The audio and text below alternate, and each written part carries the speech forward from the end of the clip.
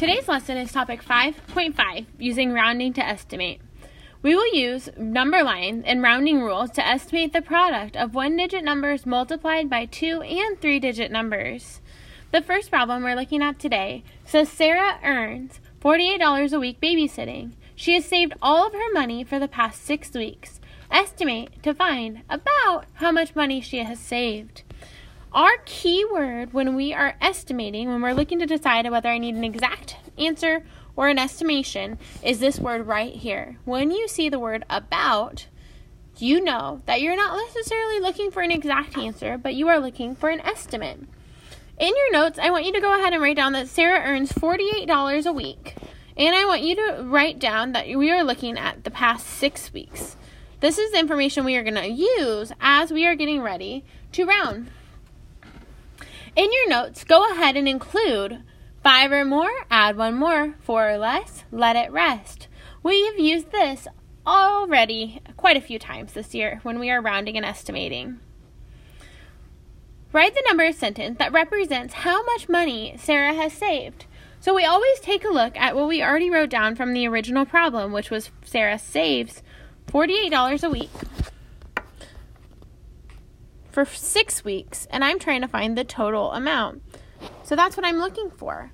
But again, it said about how much has she spent or has she saved. Oops. So $48 was pretty close to 50. So that's where we get our number for right here. So 6 times 50, 6 times 5 gives me 30. I write down that extra 0 from the problem, giving me an answer of $300.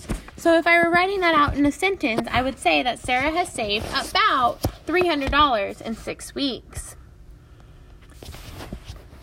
In your notes, you're going to be completing these practice problems, or these guided practice problems. The first ones I want you to look at are 1 through 4. These are the ones that I'm going to be looking for in your notes. It does say to use rounding to estimate for each problem. I want you to write down what it originally says and then write down what you are estimating it. So on this first one, I would do 6 times 100, giving me 6 times 1 is 6. Writing that down. So I would see all of this written down in your notes. Finish to complete 2, 3, and 4.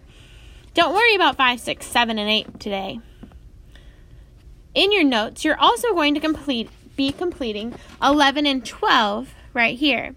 We're going to complete number 13 together right now so that you know exactly what to do on number 11 and number 12. Number 13 says 41